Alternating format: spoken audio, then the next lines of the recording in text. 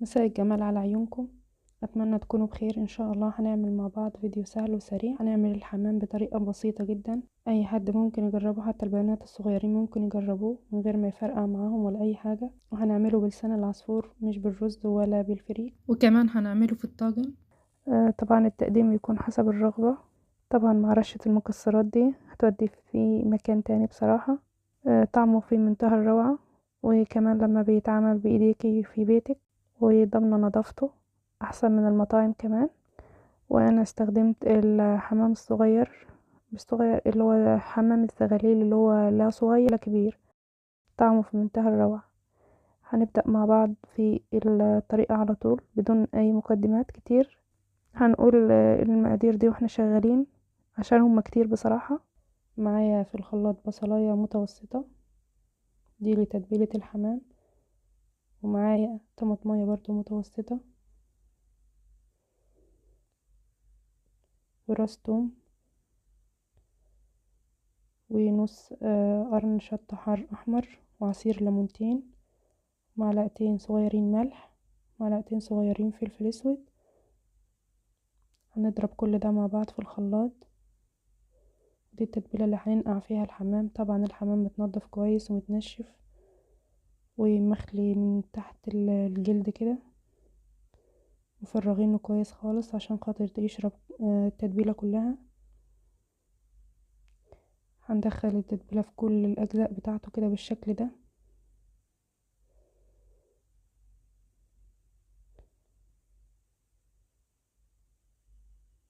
بالطريقة دي ندعكه كويس خالص بالتتبيلة، ونسيبه في التتبيلة دي لحد ما نخلص كل الخلطة بتاعتنا، يكون اتشرب كويس خالص من التتبيلة. خلصنا السبع حمامات.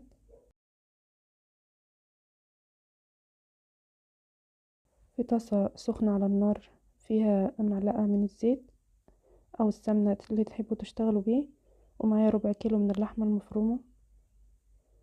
هنفلفله كده لحد ما يشرب كل المية بتاعته. هننزل عليه ببصلاية متقطعة خشن بالطريقة دي. بعد ما البصلاية تدبل هننزل بالكبد بس بتاعة الحمام. اول ما الكبد يتغير لونها هنفتح فتحة في النص كده، وهننزل بمعلقة صغيرة من الثوم. اول ما نشم ريحة الثوم نقلب الخلطة كلها مع بعضها، وننزل بالجزراية المبشورة، جزراية كبيرة كده، نقلبها برضو مع الخلطة. اول ما الجزراية تدبل معانا هننزل بشرايح من الشطة الخضراء، باردة على حارة. وهننزل ببشر طماطماية متوسطة برضو، ومعلقتين صغيرين من الفلفل الاسود، معلقتين صغيرين من الملح، وبشرة جوز الطيب، حبة بسيطة كده من جوز الطيب، مش هنكتر، نكهة بس.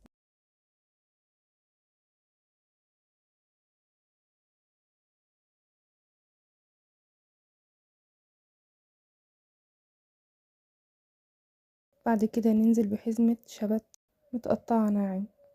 نقلب كل الكلام ده مع بعض. في طاسة جانبية هننزل بمعلقة من الزيت ومعلقة من السمنة، وكيسين من لسان العصفور، اي نوع تستخدموه. انا استخدمت الملكة.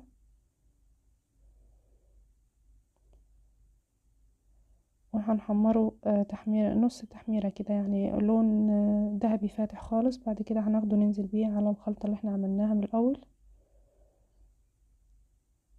ونقلب كل الكلام ده مع بعضه. وهننزل بحوالي كوباية الا ربع من المية السخنة جدا. مش هنغطي لسان عصفور، يدوبك بس هيستوي نص سوا.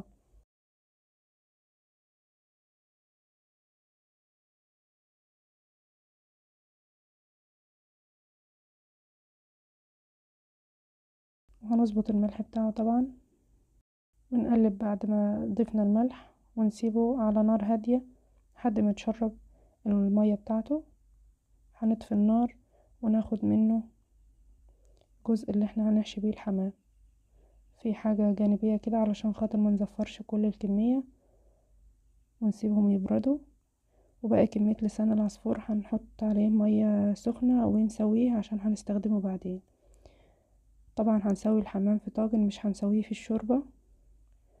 في الطاجن ضفت بصلاية شرايح وجزراية شرايح وقرن شطة حامي وقرن شطة بارد شرايح برضو.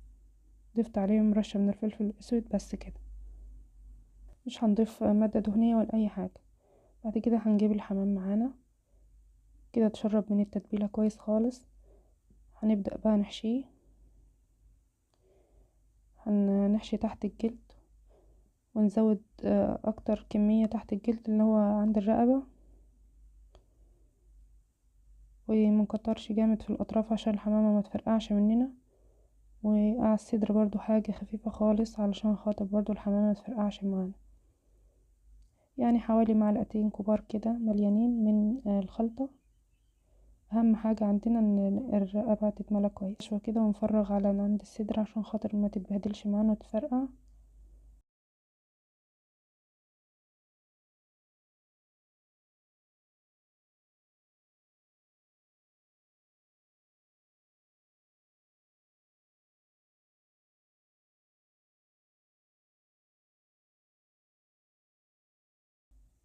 بعد كده هنحشي بطن الحمامة برضو معلقتين كبار كده، نسيب مسافة ان لسان العصفور يستوي معانا.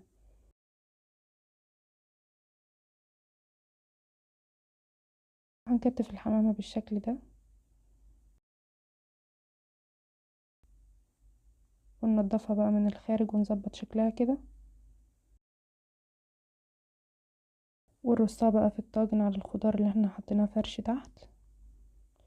هنحشي معاكم كمان واحدة.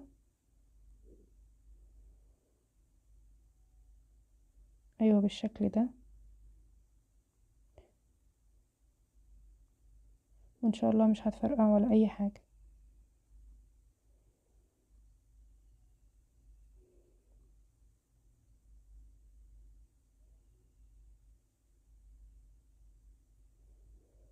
برضو هنفرغ كده من عند الصدر وهنحشي البطن. طبعا الواحد بيحب يستخدم ايديه، ما بيحبش ادوات كتير. الواحد بيحس الحاجة في ايديه كده ويعرف يتحكم فيها كويس. هنكتفها برضو زي اللي قبلها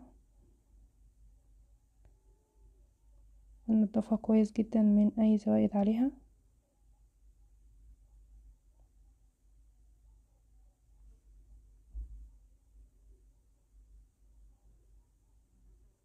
ونرصوها جنب واحدة جنب واحدة كده في الطاجن.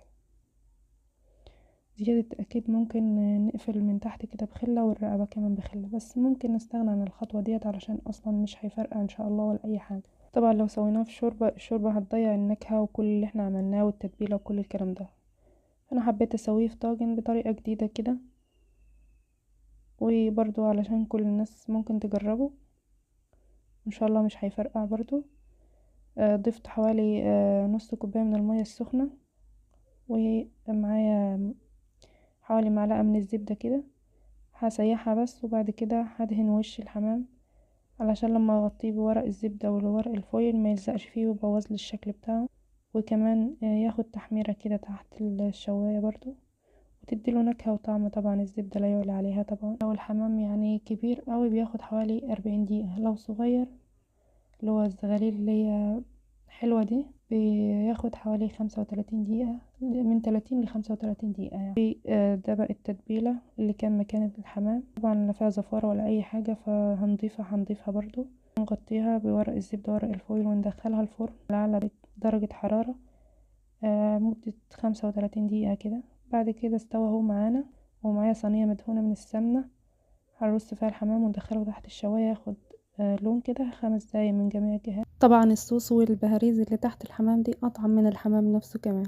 بعد لسان العصفور اللي احنا سويناه على البوتاجاز باقي الخلطة نقدمه بقى في ايه، هنرصه تحت الحمام كده وتبقى وجبة متكاملة على بعضها. وللمبتدئين عشان نعرف الحمامة استوت ازاي، نمسك الحمامية من جناحها كده ونختبرها بخلة الأسنان، يعني هنغرز الخلة في جناح الحمام. لو دخلت وخرجت معانا بسهولة يبقى خلاص كده الحمامة استوت. شايفين الحمامة قد ايه متماسكة ومستوية في نفس الوقت، ومنفوخة كده ومنفوشة، شكلها جميل خالص، شكلها بيتكلم عن نفسه. مش عايزة اي وصف طبعا. هرش عليها رشة من المكسرات، كنت محمرة لوز وكاجو وزبيب. طبعا المكسرات مع الخلطة دي طعمها رهيب جدا. وكده الفيديو خلص معانا، واشوفكم على خير في فيديو جديد، والسلام عليكم ورحمة الله وبركاته.